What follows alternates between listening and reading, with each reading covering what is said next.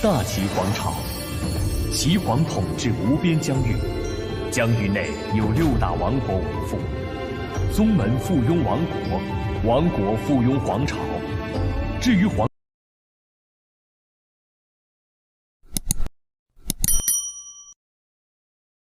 Bab 331 sampai 335. Suara tajam dan kata-kata yang jelas ini tidak berbeda dengan suara iblis di telinga Namong Tianlong. Dia tidak pernah membayangkan bahwa cara wanita yang tampak lemah dan lemah ini tidak berbeda dengan tuannya, Ling Tian. Dia sama kejamnya dengan pisau yang bersembunyi di senyumnya. Menyimpan dendam sambil menunggu kesempatan untuk balas dendam. Namun, balas dendamnya terlalu kejam. Namong Tianlong mengutuknya tanpa henti di dalam hatinya. Meskipun keluarga Ling Anda berada di atas angin saat ini, Anda sebenarnya meminta kurang dari 200 orang dari keluarga Namong saya untuk melawan 3.000 pasukan pedang surgawi. Bukankah ini sama baiknya dengan mengirim kita ke kematian kita? Untuk berpikir bahwa Anda dapat dengan benar mengatakan bahwa Anda membiarkan kami membalas dendam. Anda masih berani mengatakan bahwa Anda akan membantu kami memblokir semua kekuatan lain selain keluarga Yang. Bagaimana Anda bisa berani mengatakan itu? Akankah ada kekuatan lain di Sky Bearing yang akan berpihak pada keluarga Yang? Jika kita benar-benar melawan keluarga Yang sekarang, kita mungkin akan terbaring mati di lantai sebelum kita bisa membalas dendam. Namun, Namong Tianlong tidak mungkin menolaknya dan dia tidak punya pilihan selain mengatupkan giginya dan menerima apa yang dikatakan Lin Chen. Dia telah memimpin elit keluarga Namong ke Sky Bearing untuk membalas dendam. Tidak masuk akal baginya untuk membiarkan sekutunya melawan musuhnya sementara dia mengawasi dari samping dan menikmati keuntungannya. Jika masalah seperti itu menyebar, tidak ada kekuatan di dunia yang mau bersekutu dengan keluarga Namong. Jika dia tidak mencoba untuk menjadi pintar dan telah mendukung keluarga Lin sejak awal, atau jika dia tidak berusaha membantu keluarga Lin pada menit terakhir dan menghindari masalah ini sepenuhnya, dia hanya akan disalahkan oleh keluarga Lin sesudahnya. Jika dia telah memilih salah satu dari dua keputusan di atas, para ahli dari keluarga Lin pasti akan mengurus keluarga yang sekarang. Namun, karena Namong Tianlong mencoba untuk bertindak pintar, dia telah memaksa dirinya sendiri ke keadaan yang menyedihkan. Dia telah memaksa Lin Chen untuk membuat keputusan seperti itu, memaksa keluarga Namong mereka ke ujung tombak musuh mereka.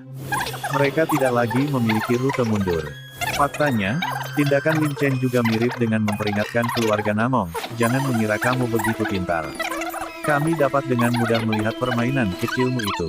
Selama waktu normal, Namong Tianlong dapat dengan mudah mundur dan memimpin musuhnya ke keluarga Lin. Kemudian, dia bisa membuat kekacauan dan menggunakan kesempatan itu untuk memancing demi mendapatkan keuntungan. Namun, situasi saat ini tidak akan memungkinkan Namong Tianlong melakukan tindakan seperti itu. Jika dia benar-benar melakukan itu, keluarga Namong mereka pasti akan menderita serangan bencana dari keluarga Lin. Pada saat itu, mereka yang berasal dari keluarga Namong mungkin akan binasa sebelum keluarga Yang. Pada saat ini, pertempuran berarti secercah harapan dan mundur berarti malapetaka. Jadi, mereka tidak punya pilihan selain bertarung. Selain itu, mereka tidak lagi memiliki kesempatan untuk menyesal atau tertekan. Pasukan pedang surgawi keluarga yang telah menyerang mereka. Setelah tentara dari keluarga Ling berpura-pura memblokir mereka, mereka dengan cepat membuat celah dengan sinyal dari Lin Chen, membiarkan pasukan pedang surgawi masuk. Saat berikutnya, para elit dari keluarga Namong dan keluarga yang terjerat dalam pertempuran yang kacau balau. Dengan hanya satu pertukaran, kedua belah pihak telah menderita banyak korban dan kematian. Panduan Dewa Pedang keluarga Namong adalah keterampilan pedang yang sangat tirani dan setiap gerakan dalam. Manual pasti akan mengakibatkan pertumpahan darah. Namun, pasukan pedang surgawi dari keluarga yang tahu bahwa mereka pasti akan binasa setelah hari ini. Jadi, masing-masing dari mereka membawa resolusi untuk menyeret seseorang bersama mereka ke dalam kematian. Paling tidak, mereka tidak akan menderita kerugian dan mereka bisa mati dengan gagah berani. Dengan demikian, semangat dan energi yang mereka tampilkan jauh melebihi keluarga Namong. Pertempuran itu sangat menyedihkan. Sementara orang-orang dari keluarga Namong adalah ahli seni bela diri dengan keterampilan mereka lebih unggul dari pasukan pisau surgawi. Dengan Namong Tianlong dan Namong Tianhu menjadi ahli di antara para ahli, dalam pertempuran kacau ini, seni bela diri mereka tidak banyak berguna. Jika mereka ingin melarikan diri, itu tidak akan menjadi masalah yang terlalu sulit. Namun, jika mereka ingin melawan keluarga yang secara langsung, bahkan Ling Tian sendiri mungkin akan menganggapnya sebagai tugas yang mustahil. Namun, Namong Tianlong dan Namong Tianhu tidak bisa melarikan diri. Mereka bahkan tidak bisa mundur. Mereka tidak punya pilihan selain mengatupkan gigi dan bertahan. Saat mereka melarikan diri dan menciptakan kekacauan, fondasi 100 tahun keluarga Namong mereka pasti akan dicabut oleh Ling Tian. Ini adalah sesuatu yang Namong Tianlong yakini. Terlepas dari apakah Ling Tian bisa menyelamatkan ayahnya atau tidak, sudah pasti bahwa Sky Bearing telah jatuh ke tangan keluarga Ling. Dengan kekuatan yang baru diperoleh ini, mengapa keluarga Ling tidak berpikir untuk memperluas pengaruh mereka? Dengan demikian, keluarga Namong mereka pasti tidak memberi keluarga Ling alasan untuk memusnahkan mereka. Mungkin, bahkan jika mereka tidak melakukan kesalahan, Ling Tian mungkin masih menemukan alasan untuk membuat masalah.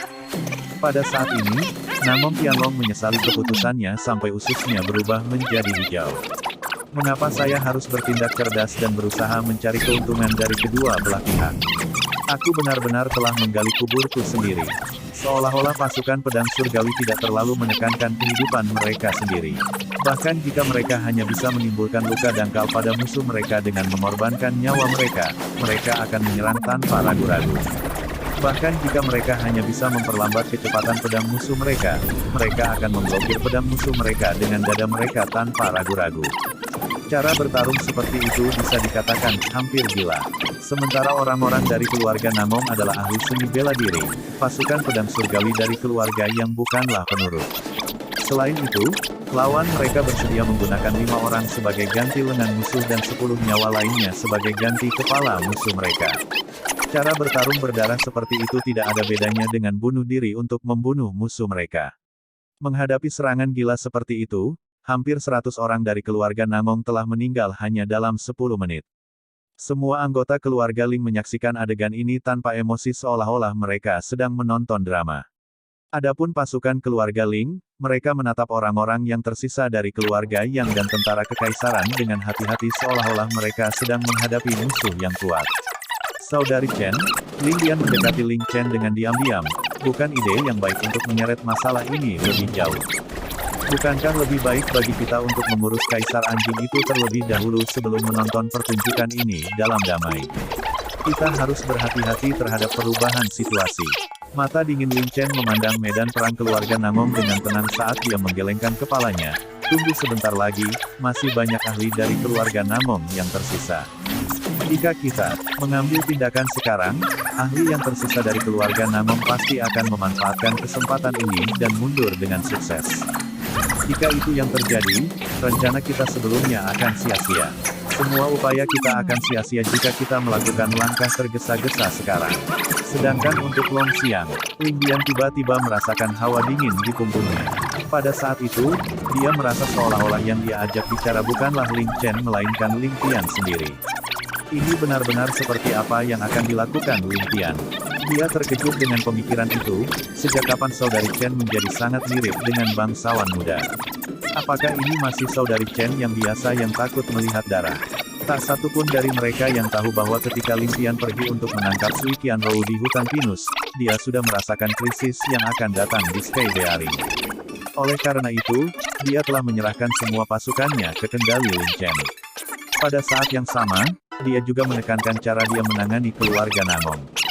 Sebenarnya, Ling Tian juga merasa khawatir dengan kediaman Ling saat menuju ke medan perang.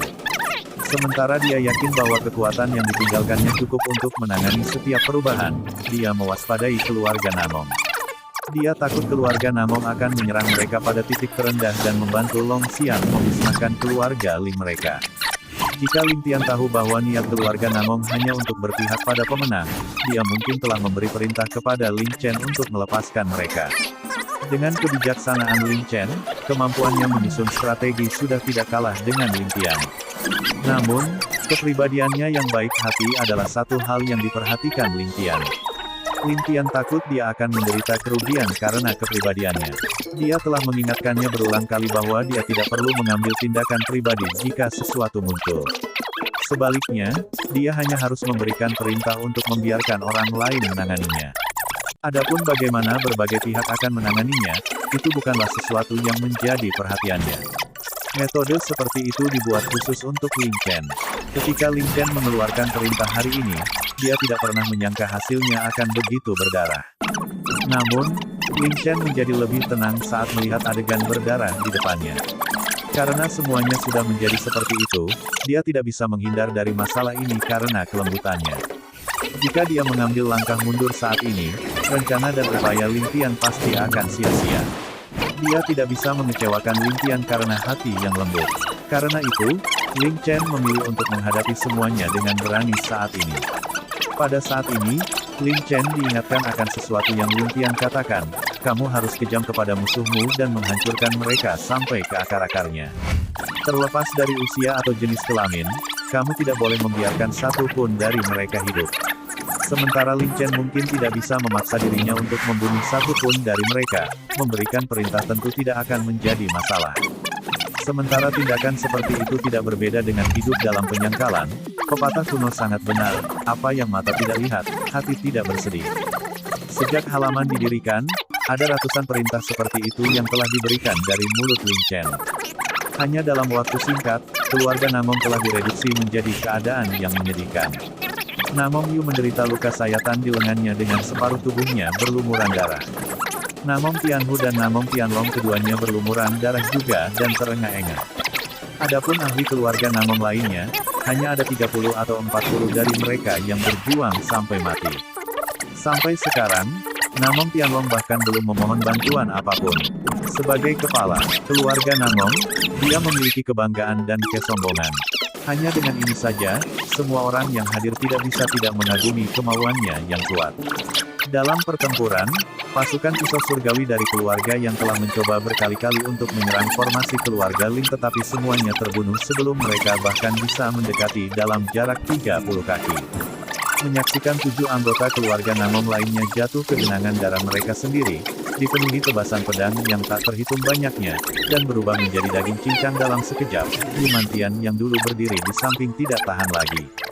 Dengan raungan keras seperti harimau, dia bergegas ke medan perang, pedang besar di tangannya melambai dengan liar, mengukir lingkaran di sekelilingnya. Dia paling tidak tahan kehilangan bakat, dan memutuskan untuk terjun ke pertempuran. Selain itu, pasukan pedang surgawi tidak akan peduli apakah dia adalah orang ketiga dalam komando keluarga Yu atau tidak, atau apakah dia adalah ahli ranah Xiantian yang terhormat. Mereka hanya akan melemparkan diri ke depan tanpa ragu-ragu. Lin Chen menghela nafas. Untuk seseorang dengan karakter Yu Mantian, hanya masalah waktu sampai dia ikut campur. Namun, sejak dia datang ke tempat kejadian, rencananya tidak dapat lagi mengikuti jadwal optimalnya. Sementara Yu Mantian adalah ahli alam Xiantian dengan pengalaman pertempuran yang kaya, medan perang adalah tempat yang tidak dapat diprediksi. Jika sesuatu terjadi padanya, bagaimana Lin Chen akan bertanggung jawab kepada Yu Bingyan? Karena itu, Lin Chen mengangkat tangan kanannya. Orang-orang di pihaknya, setelah melihat ini, akan tahu bahwa dia telah menetapkan perintah untuk pemusnahan total dan menyeluruh dari pihak lain.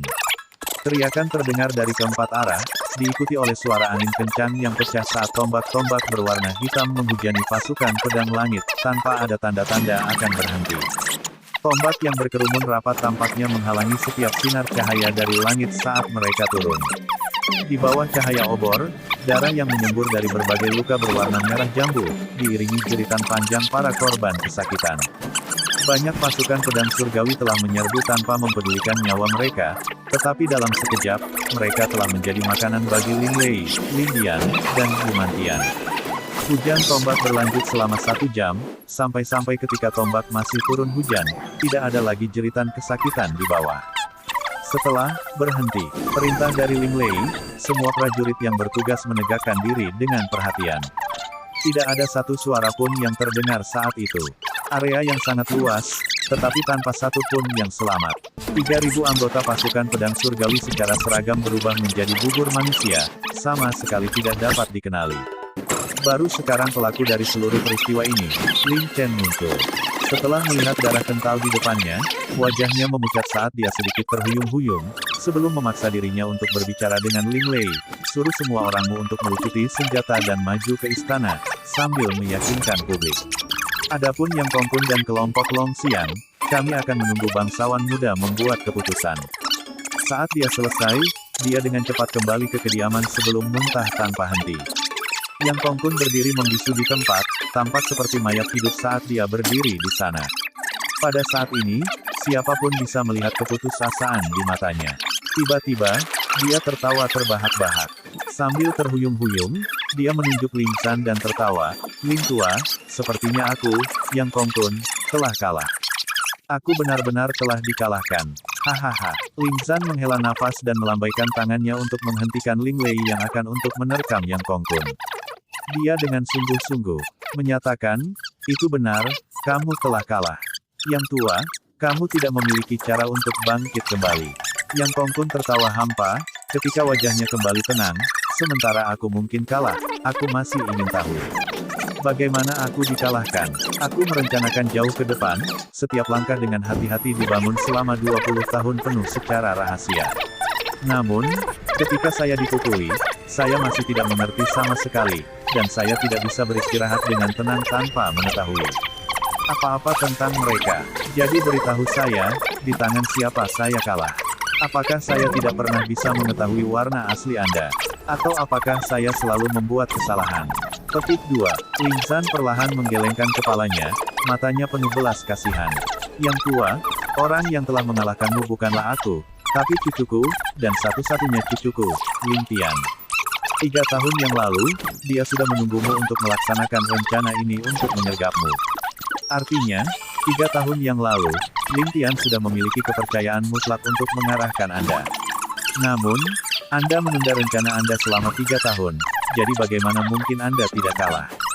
Ling Tian, 3 tahun lalu, Yang Kongkun berseru dengan tidak percaya, Ling tua bodoh, apakah kamu mencoba menipu orang yang sekarat? Ling San malah menggelengkan kepalanya, dengan dingin berkomentar, Yang tua, mengapa lelaki tua ini masih membohongimu saat ini?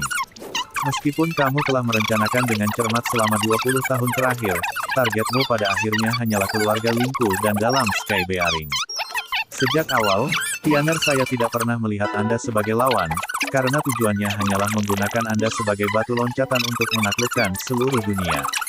Dibandingkan dengan dia, bagaimana mungkin Anda masih memikirkan kemenangan? Tapi Anda tidak perlu merasa tertekan, karena bahkan saya tidak menyadari ambisi cucu saya. Inilah yang disebut, ambisi tidak membatasi diri pada yang lama. Ternyata kamu benar-benar bodoh sepanjang hidupmu, bahkan tidak tahu bahwa cucumu begitu luar biasa, dengan pandangan jauh ke depan. Yang Kongkun berdiri kaget untuk beberapa saat, sebelum akhirnya dia sadar. Dia tertawa terbahak-bahak, itu benar.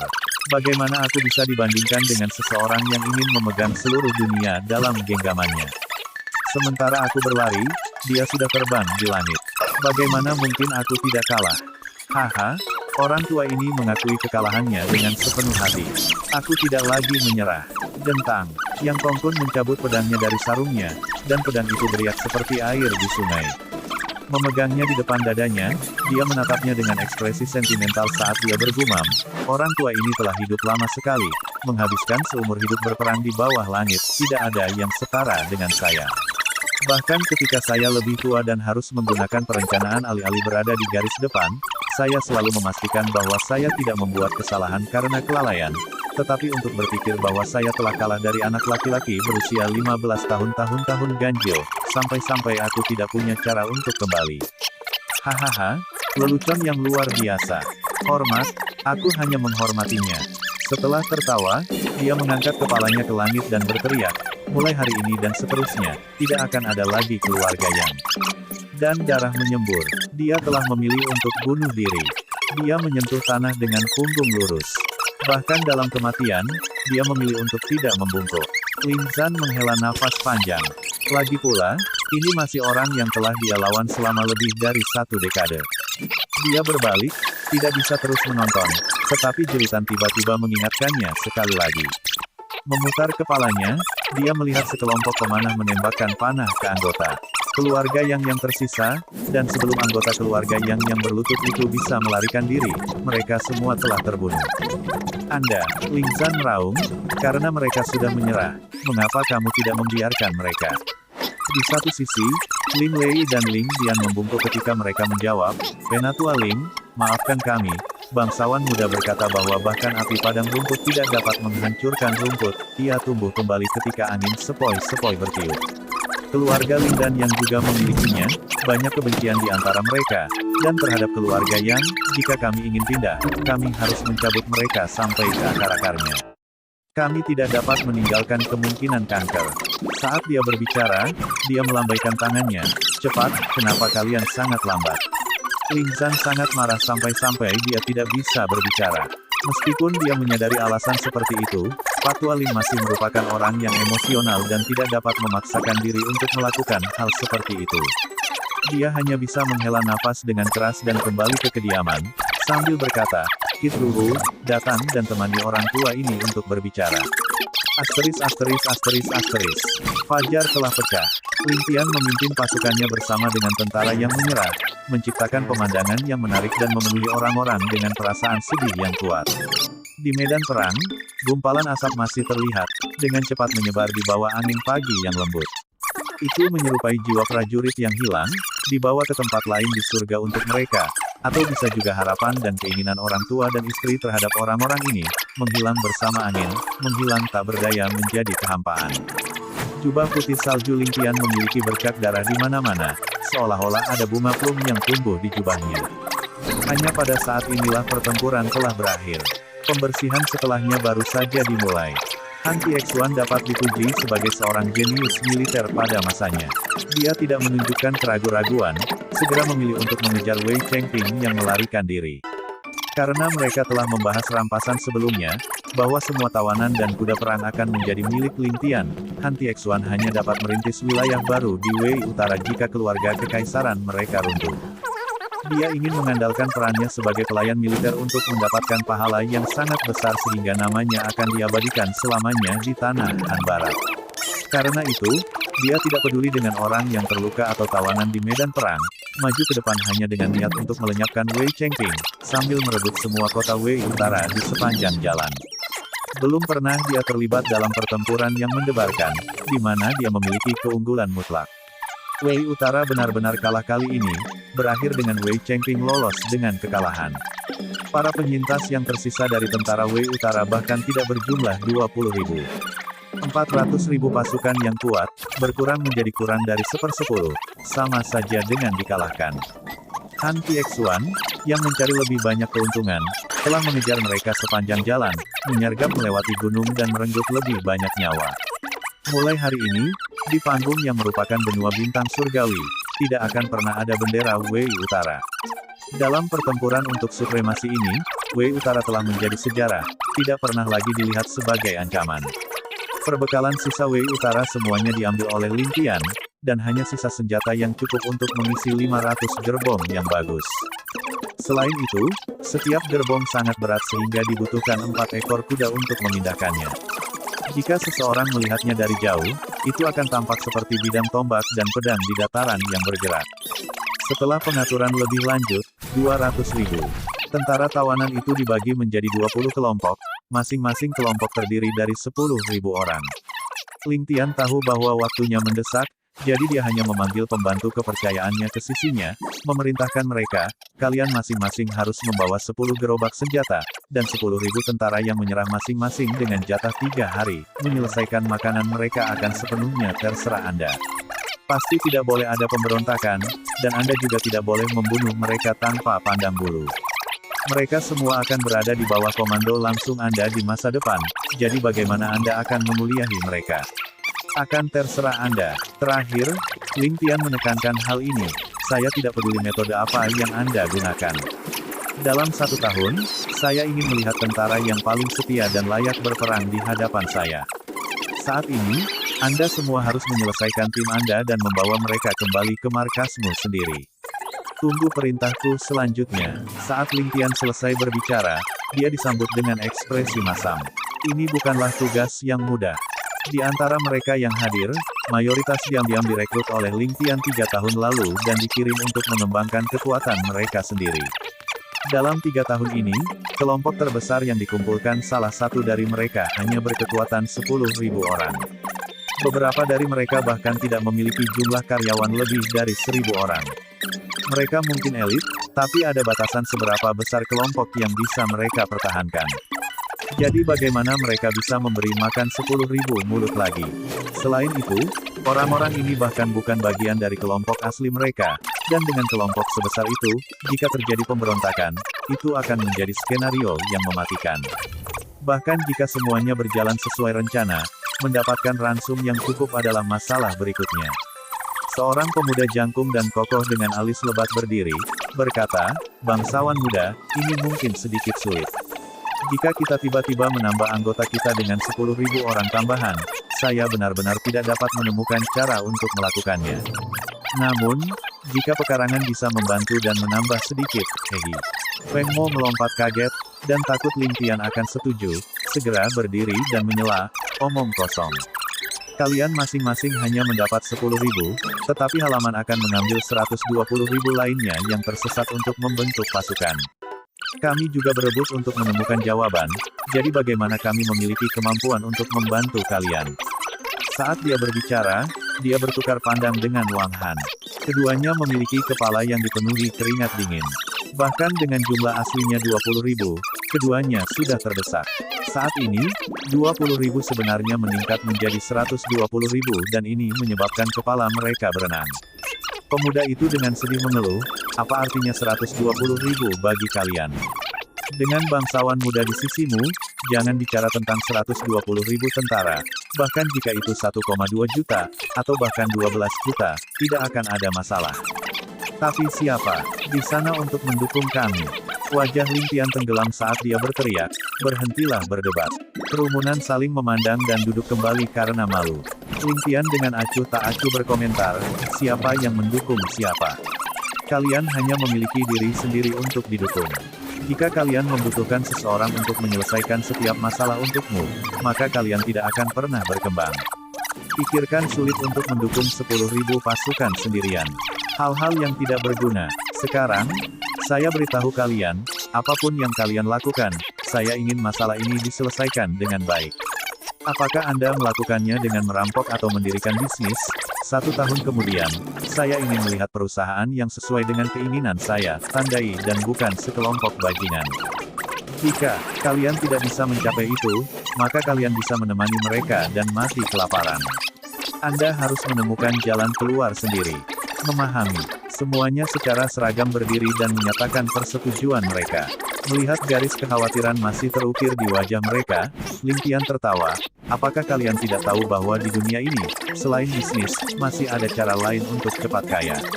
Itu disebut Robin Hood, merampok orang kaya dan memberi kepada orang miskin. Selama kalian bisa melindungi diri sendiri dan anak buah kalian, mengubah mereka menjadi tentara elit untuk menaklukkan dunia di masa depan, kalian bisa melakukan apapun yang kalian mau. Jalannya adalah milik kalian. Dan ingat, jika kalian jatuh, jangan pernah mengeluh." Menyelesaikan kalimat ini, Lin Tian mengeluarkan botol batu giok dari dadanya dan memberikan kepada semua orang yang hadir pelet siklik hebat. Dia menginstruksikan mereka untuk menelannya setelah mereka kembali dan berkultivasi tertutup. Namun, mereka harus mewaspadai potensi bahaya saat berkultivasi. Setelah itu, dia tidak lagi berbicara dan melambaikan tangannya, membubarkan mereka semua. Orang-orang ini semuanya berada di bawah komando langsung Lin Tian, dan masing-masing dari mereka adalah seorang pemimpin yang dipersiapkan secara pribadi olehnya.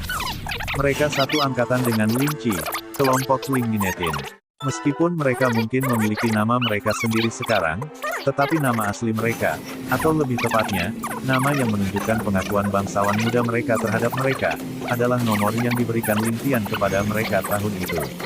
Itu adalah kehormatan yang tak tertandingi bagi siapapun dari mereka yang duduk di sana.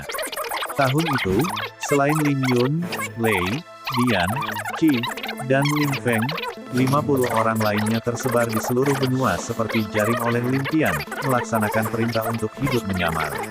Saat ini, hanya ada 8 saudara yang hadir. Jika ke-50 dari mereka dikumpulkan di tempat yang sama, kekuatan gila macam apa yang akan mereka miliki? Berdiri di tempat yang lebih tinggi dan menyaksikan 8 kelompok terpisah menendang debu saat mereka menghilang dari dataran rumput, Lin Tian hanya tersenyum pahit dan tenggelam dalam pikirannya. Kemarin malam dia sudah menerima surat dari Lin Chen. Mengetahui bahwa masalah di Sky Bearing telah diselesaikan, sebagian besar beban di hatinya juga terangkat. Sekarang, dia mulai mempertimbangkan kembali situasinya. Dengan keuangan yang akan diperoleh keluarga Ling setelah mengambil alih kerajaan Bantalan Langit, akan sangat mudah bagi Ling Tian untuk mengurus semua orang ini. Tapi masalahnya adalah, dia tidak ingin melakukannya. Dunia ini terlalu besar, terlalu rumit. Ling Tian sudah bisa merasakan alarm yang akan menyebar ke seluruh benua saat perang dimulai. Jika itu hanya membandingkan kecerdasan dan juga ketekunan, Ling Tian dengan senang hati akan menyambut setiap tantangan, karena dia tidak sendiri. Dengan Ling Chen dan Tuan Qin, serta para perwira militer di pihak Ling San, dia memiliki akses penuh ke keahlian mereka. Dia bahkan tidak memasukkan Meng Li yang tinggal di rumahnya karena kurangnya tempat tinggal untuk dirinya sendiri. Meskipun dia tidak secara tegas menyatakan bahwa dia akan membantu Ling Tian, dia juga tidak pernah sekalipun menolaknya setiap kali Ling Tian mendekatinya untuk meminta bantuan. Bahkan ketika membandingkan kekuatan bela diri, Ling Tian juga tidak pernah takut pada siapapun. Ini bahkan termasuk Jade of Heavenly Star dan Water of Heavenly Wind. Ling Tian memperkirakan bahwa dengan keterampilannya dan bawahannya, mereka mungkin sudah bisa melawan keluarga aristokrat. Jika mereka tetap melakukan pembunuhan, bahkan hegemon seperti keluarga Yu akan sangat menderita di hadapan mereka. Oleh karena itu, Ling Tian tidak takut. Sebaliknya, apa yang kurang dari Ling Tian sekarang sebenarnya adalah seorang jenderal yang bisa bertahan hidup sendiri. Jenderal sejati yang hanya menjawabnya. Saat perang pecah, setiap wilayah di benua itu akan dipenuhi dengan pertempuran, dengan berbagai kerajaan bersaing untuk mendapatkan supremasi. Sebagai pemimpin tertinggi, Ling Tian tidak mungkin ada di setiap medan pertempuran, membimbing dan memimpin pasukannya. Bahkan jika dia memiliki keterampilan Raja Kera, itu masih belum cukup. Adapun untuk memberikan tongkat estafet kepada Ling Xiao untuk berperang, atau membiarkan berbagai jenderal di Sky Bearing menggantikannya, mari kita tidak membicarakan apakah mereka bahkan memiliki kemampuan. Bahkan jika mereka melakukannya, Ling Tian tetap tidak akan membiarkan hal itu terjadi. Karena itu, dia harus melatih sekelompok saudara yang cakap yang tidak hanya memiliki seperangkat keterampilan bela diri yang luar biasa tetapi juga dapat mengelola puluhan ribu tentara dan memiliki tekad yang teguh, seorang jenderal hebat yang dapat berdiri sendiri. Menjadi seorang jenderal itu mudah, tetapi untuk dapat menilai waktu dan menilai situasi, memanfaatkan keuntungan dan mundur ketika tidak menguntungkan, seseorang harus memiliki keterampilan yang nyata. Ling Tian sudah kesulitan waktu untuk mengasuh mereka, jadi saat ini, bahkan jika dia harus mendorong mereka melebihi kemampuan mereka, dia harus memeras potensi ini dari mereka. Ling Tian selalu hidup dengan gagasan bahwa di dunia ini tidak ada yang namanya jenius. Semua jenius, serta orang-orang sukses, hanyalah manusia yang potensinya diperas. Seseorang yang dibesarkan dengan sendok perak dan tidak pernah menghadapi kesulitan tidak akan pernah menjadi sesuatu yang hebat. Kecuali Anda telah melakukan perjalanan melalui ruang dan waktu untuk bereinkarnasi, maka mungkin Anda masih memiliki rasa bahaya itu. Begitu seseorang dipaksa sampai batas tertentu, untuk menghindari terkubur di bawah pasir waktu, dia tiba-tiba akan meledak dengan potensi yang luar biasa. Hanya dengan cara ini seseorang dapat berhasil. Tentu saja, jika orang tersebut dipaksa pada batasnya tetapi tidak dapat menampilkan potensinya, maka itu hanya takdirnya. Mereka yang ditakdirkan untuk bertahan hidup secara alami akan hidup, dan mereka yang tidak bisa, itulah hidup. Pasti akan ada orang yang kurang beruntung sehingga tidak bisa menunjukkan potensinya. Pahlawan selalu lahir di masa-masa sulit. Tanpa ambisi gila dan keteguhan untuk berpasangan dengan ksatria Anda, maka Anda bisa terus maju dan mati. Atau terus terang, Anda akan mati cepat atau lambat. Poin ini dibuat sangat jelas bagi Ling Tian. Memiliki sikap sopan adalah sesuatu yang sudah lama dicemooh Ling Tian bahkan di kehidupan sebelumnya. Dalam sudut pandangnya, itu hanya berhati lembut. Karena itu, dia harus melatih konsep ini ke semua saudara di bawah komando langsungnya. Cara terbaik untuk menyelamatkan seseorang adalah membiarkannya menyelamatkan dirinya sendiri. Biarkan orang tersebut menghadapi kesulitannya sendiri, dan keluarlah darinya menjadi orang yang lebih kuat dan lebih baik. Sementara Ling Tian tidak tahan untuk memaksa saudara-saudaranya sedemikian rupa, dia sudah dipaksa ke sudut ini. Selanjutnya, Ling Tian percaya pada penilaiannya. Tahun itu, dari puluhan ribu, gelombang demi gelombang orang dimusnahkan hingga hanya tersisa 50 orang. Jika 50 orang ini tidak dapat memenuhi harapannya, maka itu hanya berarti dia memiliki pandangan ke depan yang buruk. Bawahan Feng Mo ternyata sangat efisien, menyelesaikan semua tugas mereka sebelum matahari terbit sepenuhnya. Para prajurit yang menyerah semuanya sudah dibawa ke beberapa barak yang ditinggalkan di Nine Swallow City, dan semua bangkai kuda perang dikuburkan. Melihat kembali ke medan perang, orang hanya akan melihat bercak-bercak tanah merah gelap yang tersisa, serta kantong-kantong kecil tumpukan tanah. Mayoritas kelompok sudah memasuki celah, dengan hanya Ling Tian yang tersisa di tempatnya berdiri. Ling Tian melipat tangannya di belakang punggung sambil menatap dataran, seolah menunggu sesuatu. Melihat dataran sepi di depan, dia merasakan dorongan untuk menghela nafas dalam-dalam. Sekelompok besar tentara dan kuda perang telah berhasil memasuki celah, meninggalkan Ling Tian sendirian. Menatap dataran, dia hanya merasakan keinginan kuat untuk menghela nafas. Pada saat yang sama tahun depan, bahkan gundukan tanah mungkin akan hilang, bukan? Jika itu masalahnya, lalu siapa yang masih ingat pembunuhan hebat yang dilakukan di sebidang tanah ini? Siapa yang akan ingat bahwa negara yang dulunya kuat menjadi tidak berarti di sini? Dan untuk hutan tulang putih yang terkubur di bawah tanah, berapa banyak dari mereka yang masih memiliki istri cantik di rumah yang setiap hari melihat keluar pintu, merindukan mereka? Berapa banyak dari mereka yang akan muncul sekali lagi, dalam mimpi kekasih mereka di tengah malam? Tulang-tulang menyedihkan itu dibiarkan berkeliaran di sepanjang sisi sungai. Sementara istri mereka di rumah masih memimpikannya kepulangan mereka. 1. Menggelengkan kepala, Ling Tian menghilangkan pikirannya saat ini ke belakang kepalanya. Dia tidak bisa menahan tawa, merasakan betapa mudahnya dia terpicu secara emosional oleh pemandangan di depannya. Kematian dan berubah menjadi tulang putih yang memutih, dia dari semua orang akan memahaminya dengan baik. Dari kejauhan terdengar suara kuda yang berlari kencang, bergema seperti guntur yang teredam. Semua prajurit di tentara Ling segera meningkatkan kewaspadaan mereka, mengangkat kepala. Ling Tian menyipitkan mata, melihat ke awan debu dari jauh sambil mempertahankan ekspresi santai. Para pendatang baru hanya berjumlah beberapa, mungkin paling banyak 1000, tetapi orang dapat melihat bahwa setiap dari mereka memiliki penampilan yang gagah dan garang. Tidak diragukan lagi, mereka semua adalah prajurit elit. Duduk di depan adalah seorang pemuda berpakaian serba hitam. Namun, tidak ada yang memperhatikan bahwa saat dia melihat Ling Tian dari jauh, sinar melewati matanya, dan pada saat itu, wajahnya menunjukkan ekspresi aneh. Siapa pendatang baru? Petik 2. Ling Minetin membuka mulutnya untuk bertanya. Dia duduk melingkar bersama dengan Ling Qi dan Ling Yun. Adapun Ling Jian dan yang lainnya, mereka telah menghilang beberapa saat yang lalu.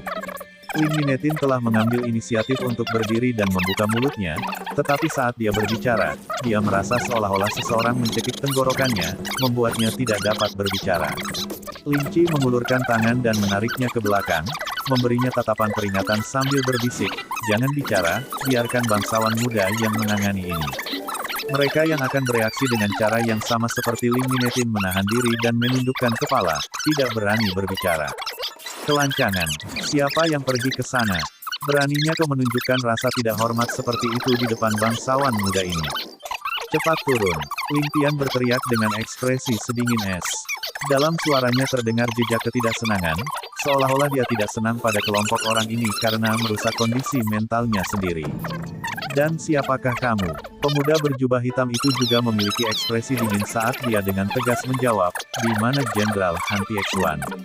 Bangsawan muda ini ingin menanyakan sesuatu padanya, "Cepat bawa aku ke sana." Saat dia berbicara, dia mengangkat cambuk kuda di tangan kanannya, berusaha membangun dominasi. Namun, untuk alasan yang tidak diketahui, jarinya sedikit gemetar, menyebabkan cambuk kudanya menyimpang dan mengarah ke dada Ling Tian, bukan wajahnya. Ini mengurangi efek dominan yang ingin dia capai. Jenderal Han Tiexuan, senyum muncul di wajah Ling Tian. "Apakah kamu dari Han Barat?" Bangsawan muda di depanmu ini adalah tuan termuda dari keluarga bangsawan Simen. Seseorang di samping pria berjubah hitam itu mencoba memolesnya. Dia adalah bangsawan muda terakhir yang tersisa di keluarga Simen. "Cepat dan beri hormat, keluarga aristokrat Simen." Hahaha, Ling Tian tertawa terbahak-bahak hingga air mata mengalir di pipinya. Jadi seluruh keluarga orang dengan kecenderungan homoseksual, lebih memilih laki-laki besar dan berotot. Sungguh nama yang gemilang dan bergengsi. Terakhir kali, langit menyaksikan bakat nomor 1 dari keluarga Simen tampil, dan adegan itu masih jelas di benak semua orang. Sekarang mendengar ini benar-benar membawa kembali kenangan. Haha, aku ingin tahu apakah bangsawan muda terakhir ini juga tertarik dengan pertunjukan seperti ini. Jika itu masalahnya, maka aku akan berdoa agar kamu tidak pernah melihatku seperti itu. Kamu mencari kematian. Di sisi pemuda berjubah hitam itu, sekelompok pria marah dan segera menghunus pedang mereka, bergegas. Namun, tangan pemuda itu terangkat, menghentikan mereka saat mereka dengan patuh kembali ke posisi semula. Sementara pemuda itu masih muda, dia memiliki pengaruh tertentu dalam kelompok itu. Sementara pihak mereka sudah diambang gertakan, hal yang aneh adalah bahwa di sisi Ling Tian, semua orang tampaknya telah melihat dan mendengar pertukaran itu, tetapi semua tetap duduk di samping tanpa mengedipkan mata. Apakah mereka begitu percaya diri pada pria ini? Pemuda berjubah hitam menarik napas dalam-dalam, cahaya aneh berkedip-kedip di matanya saat dia menangkupkan tinjunya, berkata, "Yang ini si Mensa, bolehkah saya meminta nama bangsawan ini? Bolehkah saya tahu bagaimana keluarga saya telah menyinggung Anda?" Dia berada tepat di depan Ling Tian, tetapi dengan sengaja tidak merendahkan suaranya, menunjukkan bahwa dia memiliki dukungan yang sama tangguhnya dengan Ling Qi dan kelompoknya. Di sampingnya, wajah Ling Qi dan kelompoknya berkedut saat mendengar, tapi wajah mereka tetap pasif. Ling Tian menyipitkan matanya saat melihat si Mensa. Ekspresi di matanya berubah tak terduga saat dia menjawab, "Si Mensa. Haha, bagaimanapun juga seorang pemuda masih muda, masih sangat, belum berpengalaman. Untuk berpikir bahwa Anda masih tidak bisa menebak identitas bangsawan muda ini. Keluarga Simen pasti kekurangan penerus." Ling Tian dengan sengaja berhenti pada kata yang tidak berpengalaman, seolah mengolok-oloknya. Mendengar kata-kata Ling Tian, sedikit ketakutan muncul di wajah si Mensa, dan dia dengan cepat menundukkan kepalanya. Ling Tian terbatuk sekali, hanya untuk melihat dia mengangkat kepalanya dengan cepat, dengan rasa tidak percaya di wajahnya. "Kamu, Ling Tian." Ling Tian tertawa terbahak-bahak, menunjukkan kesombongan yang tak tertandingi saat dia menjawab, "Itu benar. Aku Ling Tian, tuan muda tertuamu, sahabat karib Simen King." Ling Tian. Saat dia berbicara, sedikit permusuhan keluar darinya. Semua para ahli dari keluarga Simen segera mengembangkan jejak ketakutan di mata mereka. Semua pasukan elit mereka yang dikirim oleh rumah Simen ke Sky Bearing menghilang secara misterius dan semua orang tahu bahwa ini adalah perbuatan Ling Tian. Kedua keluarga dapat dikatakan memiliki hubungan yang tidak dapat didamaikan perseteruan darah. Namun, mengenai metode kejam Ling Tian dan kekuatannya, keduanya hanya meninggalkan rumah Simen dengan sangat ketakutan. Saat mereka mendengar bahwa orang yang berdiri di depan mereka adalah dia, mereka semua hanya memiliki hati yang berat, takut akan konsekuensinya. "Memang, itu kamu." Si Mensa menembakkan tatapan setajam pisau. "Bahkan jika itu kamu, apa yang akan kamu lakukan?" Ling Tian hanya menggelengkan kepalanya dan tersenyum, "Aku baru saja bersekutu dengan Jenderal Han Barat Han Tiexuan dan memusnahkan 400.000 tentara kuat dari Wei Utara. Jadi, beritahu aku, apa yang aku inginkan sekarang?" "Ah." Si Mensa tertegun. Setelah sekian lama, dia berbicara, tetapi yang mengejutkan anak buahnya, pertanyaannya adalah, "Apakah ayahmu yang terhormat baik-baik saja?" Cahaya penasaran melewati mata Ling Tian, tetapi dia masih menjawab, "Dia baik-baik saja sekarang." "Terima kasih sudah bertanya." Si Mensa diam-diam menghela nafas lega, dan menjawab sambil tersenyum, "Memang, surga membantu yang layak. Ketika saya pertama kali menerima berita tentang ayahmu, saya segera bergegas, ingin membantu. Jenderal Han, untuk berpikir bahwa Anda dapat tiba sebelum saya dan bersekutu dengan Jenderal Han, menyebabkan Wei Utara menderita kekalahan besar, tidak pernah pulih lagi. Haha, ini seperti pepatah urusan dunia mirip dengan catur, sulit diprediksi." Ling Tian dengan sungguh-sungguh menganggukkan kepalanya dan berbicara dengan nada mendesah, "Benar, semua hal dalam hidup ini seperti permainan catur, tidak dapat diprediksi. Sama seperti bagaimana bangsawan muda Simen muncul di sini, bukankah itu sangat kejadian tak terduga?" Si Mensa menertawakan ini, matanya berubah menjadi celah dari senyum besarnya, "Benar, itu memang tak terduga." Keduanya saling bertukar pandang, tertawa bersama.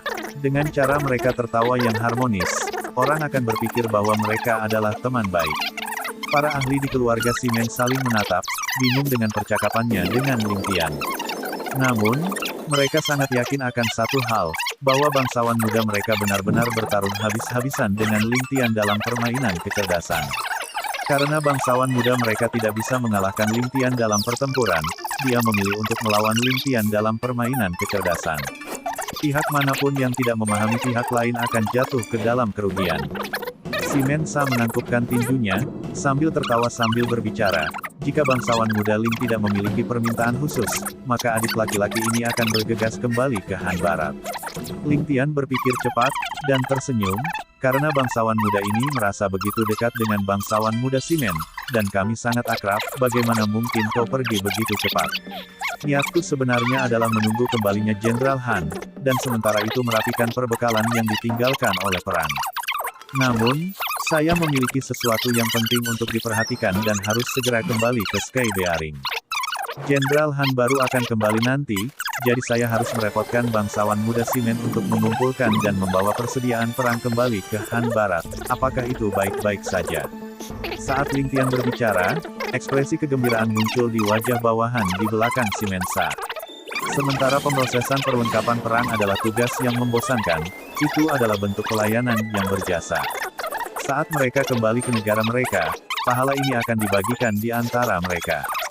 Sekelompok orang ini tidak benar-benar berharap bahwa dengan mengikuti Simen Sa kali ini, mereka benar-benar bisa mendapatkan kekayaan jatuh dari langit di depan mereka.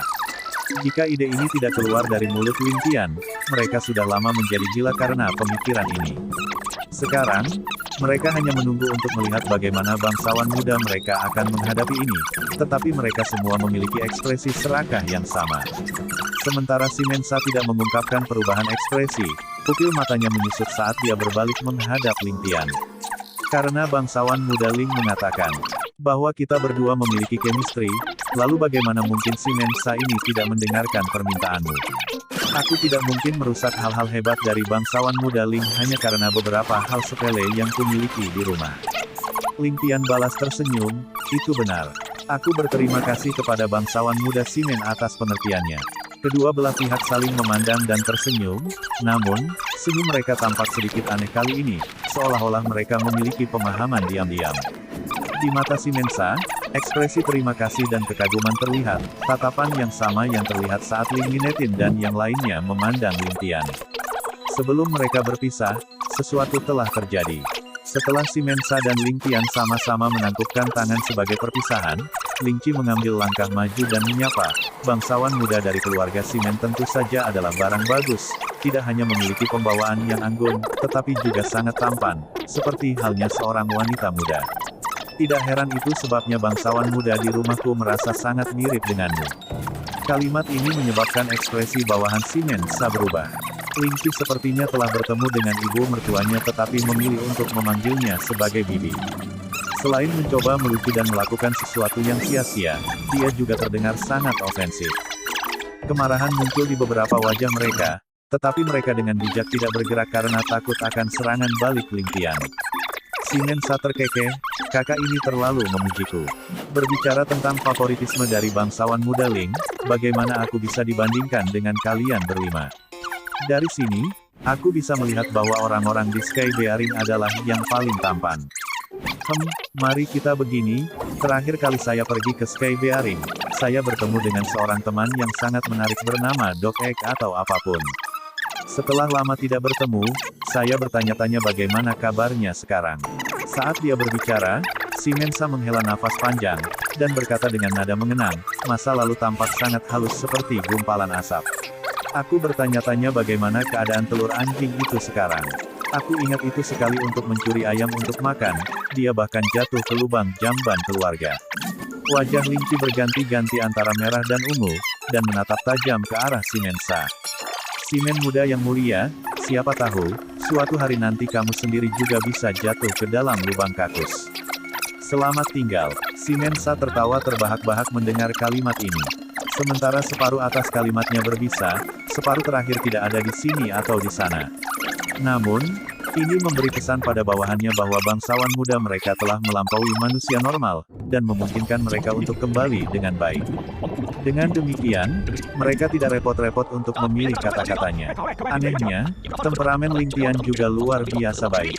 Bukan hanya dia tidak membantah si Mensa, tapi dia juga mengabaikannya.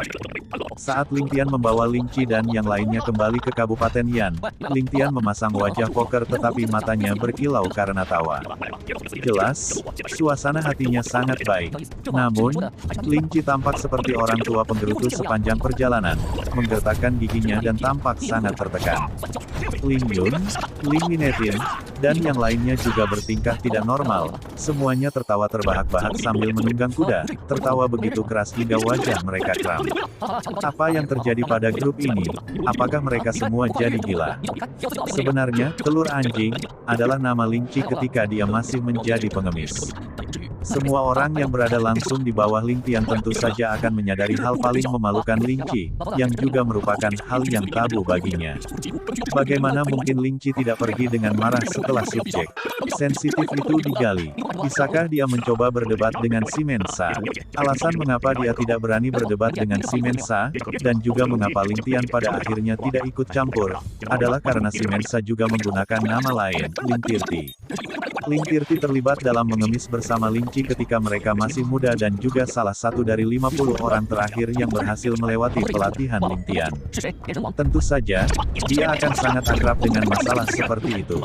Namun, mengatakan bahwa Ling Tian memperlakukan Ling Qi dan yang lainnya lebih baik dibandingkan dengan dia, setiap kata dari ini berasal dari hatinya dan penuh dengan kecemburuan. Dia sendiri juga akan membunuh untuk tetap di samping Ling Tian dan menemaninya, tapi tentu saja, bagaimana bawahannya menafsirkan kata-katanya adalah masalah lain. Tahun itu Ling Tian telah mengirim Ling Tirti ke keluarga aristokrat Simen untuk menjadi agen penyamaran karena dia memiliki keahlian dalam operasi rahasia. Dengan kecerdasannya yang di atas rata-rata, ditambah dengan laporan intelijen yang selalu dia dapatkan sebelumnya dari Ling Tian, tidak butuh waktu lama baginya untuk diperhatikan oleh keluarga Simen dan dia diadopsi sebagai anggota Simen. Sementara dia bernama Simen, itu hanya dimaksudkan sebagai cara untuk mengikatnya dengan keluarga. Namun, sekarang Ling Tian telah memusnahkan semua ahli waris sah keluarga Simen. Boneka, Ling Tirti ini sekarang memiliki kendali bebas, dan telah berubah menjadi sosok pemimpin generasi muda di rumah Simen. Adapun mengapa Ling Tirti tampaknya memiliki kultivasi yang setara dengan 5 bersaudara Ling yang menemani Ling Tian, ini karena obat mujarab ajaib yang dimiliki keluarga Simen. Mengkonsumsi pil akan sangat meningkatkan kehebatan seseorang, tetapi efek sampingnya adalah pengguna akan terjebak selamanya di bawah tahap Xiantian, tidak dapat meningkat lebih lanjut. Namun, dengan Great Cyclic Pellet yang baru saja Ling Tian berikan kepada Ling Tirti, makanan yang diberikan olehnya seharusnya bisa menghilangkan efek samping apapun di tubuh Ling Tirti, memberinya kesempatan sekali lagi untuk berkembang. Masalah hari ini juga di luar harapan Ling Tian, jadi saat dia membuat kesepakatan bersama dengan Han Tiexuan, dia telah mengirim elang pembawa pesan untuk membawa laporan intelijen ke Ling Eid, memberitahunya untuk menyampaikan pesan itu ke Ling Tirti, penawaran dia untuk bergegas ke sini pada hari berikutnya. Ling Tirti telah mengesampingkan semuanya dan berkendara sepanjang malam, akhirnya tiba di sini tepat waktu sesuai perintah bangsawan muda. Sementara Han Tiexuan telah meninggalkan seorang wakil jenderal serta beberapa ribu pasukan untuk membersihkan rampasan perang, Ling Tian bahkan tidak peduli dengan gorengan kecil seperti itu. Dia bermaksud untuk memberikan semua rampasan perang kepada teman baru yang dia temui hari ini, Ling Tirti. Ling Tian memiliki dua tujuan dalam melakukan ini. Yang pertama adalah memperkuat posisi Ling Tirti di keluarga Simen, memperluas pengaruhnya dengan meningkatkan hubungannya di mata keluarga kekaisaran Han Barat serta tentara. Lagi pula, tidak semua orang layak bagi Ling Tian untuk memberikan hadiahnya begitu saja. Penampilan Ling Tirti selalu mengesankan Ling Tian, terutama dengan adu kecerdasan sebelumnya. Tidak semua orang bisa melakukan hal seperti itu dalam situasi dadakan.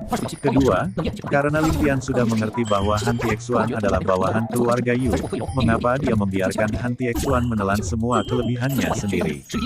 Ini adalah sesuatu yang Ling Tian perlu cegah dengan cara apapun. Langkah ini jelas bagi semua orang dan Ling Tirti dapat memanfaatkannya secara gratis. Meskipun dia bisa dikatakan cukup berani untuk bertarung satu melawan Ling Tian, dia masih mendapat pujian dari kerja keras yang telah dilakukan Han Tiexuan. Namun, Ling Tian yakin bahwa keluarga Han Barat akan tetap diam dan membagi setidaknya setengah dari hadiah untuk Ling Tirti. Beginilah skema seorang raja. Selama Raja Han Barat bukan idiot, dia pasti tidak akan mengizinkan Han Tiexuan, yang memimpin pasukan militer sebesar itu, untuk kembali dengan jasa yang begitu besar. Wilayah yang diperoleh dari penaklukan kali ini cukup untuk menutupi setengah dari wilayah asli Han Barat. Berdasarkan prestasi seperti itu, keluarga kekaisaran tidak punya alasan untuk tidak memberi penghargaan atau memberikan gelar kepadanya. Memiliki Ling Tirti mengambil setengah dari dampaknya akan menjadi kegembiraan yang tak terduga bagi mereka. Mereka tidak hanya dapat membatasi Han Tiexuan, mereka juga dapat memungkinkan keluarga Simen yang sekarat, yang telah menderita kerugian besar di Sky Bearing, untuk pulih dan menjadi hebat sekali lagi. Jika ada orang yang tidak senang tentang itu mungkin hanya Han Tiexuan, tapi bukan itu yang dipedulikan Ling Tian. Berdasarkan dugaan Ling Tian, untuk Yu Menlo memberinya kemenangan yang begitu mudah. Ini berarti bahwa keluarga Yu memiliki keyakinan mutlak dalam mengambil alih seluruh Han Barat. Meskipun ini hanya hipotesisnya, tetapi apapun masalahnya, Ling Tian masih tidak akan membiarkan lebih banyak kekuatan dan pengaruh mendarat di tangan Han Tiexuan. Dia sama sekali tidak ingin melihat skenario itu terjadi. Saat dia memikirkan hal ini, Ling Tian tidak bisa menahan senyum bodoh ketika dia membayangkan apa yang akan terjadi jika keluarga Simen menjadikan Ling Tirti sebagai penerus keluarga mereka karena kemampuannya. Sungguh hal yang luar biasa, dan berapa banyak waktu yang akan menyelamatkannya. Saat dia akhirnya tenang, dia melihat anak nakal lainnya diam-diam menatapnya, mencoba mencari tahu apa yang ada di pikirannya. Ling Tian menertawakannya dengan mengatakan, beritahu Feng Mo untuk menjaga tentara yang menyerah dengan baik. Bagi mereka menjadi beberapa bagian untuk secara terpisah mengirim mereka kembali ke Sky Bearing. Selain itu, siapkan beberapa kereta kuda tambahan dengan tempat tidur tambahan untuk membuatnya nyaman untuk ayahku dan perjalananku kembali. Ling Qi mengangguk dan menyenggol kudanya di depan yang lain. Sungguh pria yang licik, mengambil kesempatan untuk menghindari semua orang yang menertawakannya. Debu seharusnya mengendap di kedua sisi, tapi setelah kita kembali, masih banyak yang harus kita lakukan. Ling Tian berbicara kepada bawahannya sambil tersenyum, tapi tiba-tiba mengerutkan kening saat dia berpikir, musuh sudah pergi seperti angin, tapi kenapa aku masih merasa gugup? Seolah-olah hujan deras sedang menuju ke arah kita. Apakah itu firasat yang salah? Atau apakah saya lupa menghitung sesuatu? Sambil menggelengkan kepalanya, dia berpikir, lupakan saja, perahu akan mengikuti arus sampai mencapai pelabuhan. Tidak peduli apa, saya mungkin bisa beristirahat sebelum acara berikutnya. Wei Utara telah kehabisan ancaman mereka dan seperti burung di akhir penerbangannya. Sekarang Sky Bearing telah diambil alih oleh keluarga Ling. Ling Tian akhirnya bisa sedikit rileks. Setelah berhati-hati untuk waktu yang lama, bahkan untuk seseorang yang sekeras Ling Tian, dia sudah lelah. Ling Tian merasa akhirnya dia pantas istirahat. Setidaknya, dia ingin sepenuhnya menceburkan diri ke dalam kultivasi, duduk menyendiri dari dunia fana lainnya. Hanya itu yang seharusnya mungkin, bukan? Ling Tian berpikir pada dirinya sendiri. Namun, Ling Tian ditakdirkan untuk kecewa. Bagaimana mungkin seorang pria dapat membuat segalanya berjalan sesuai keinginannya sepanjang waktu? Di dunia ini, sebuah legenda sebesar Ling Tian baru saja mulai terungkap, dan hidupnya, yang melonjak dalam momentum besar ini, baru saja membuka babak baru. Titik-titik-titik, di Istana Wei Utara, di kegelapan malam, saat semua orang sedang tidur. Wei Chengping tiba-tiba melompat dari tempat tidurnya saat dia berteriak dan berteriak dengan mata terpejam. Tidak. Tidak, tolong, jangan bunuh aku, bangsawan muda Ling. Tidak ada Daddy Ling, Grand Daddy Ling, leluhur Ling, aku mohon biarkan aku pergi, aku salah, tolong jangan bunuh aku. Para pelayan istana yang ditempatkan di dekatnya semua menghela nafas. Jangan lagi, stimulasi macam apa yang dialami putra mahkota mereka dengan bangsawan muda bermarga Ling ini. Kenapa dia begitu takut padanya? Bahkan sampai memanggilnya leluhur, bagaimana ini bisa menjadi pembawaan calon raja? Sejak Wei Chengping berhasil melarikan diri dengan perlindungan gila dari para pengawalnya, dia jatuh sakit dengan demam tinggi di mana dia menggumamkan kata-kata yang tidak jelas selama 3 hari penuh. Dalam 3 hari itu, dia terus bergumam tanpa henti, menggertakkan giginya dan mengutuk tanpa henti. Terkadang mereka bisa mendengarnya memohon belas kasihan. Tapi isinya sama, semuanya hanya untuk satu orang, Ling Tian.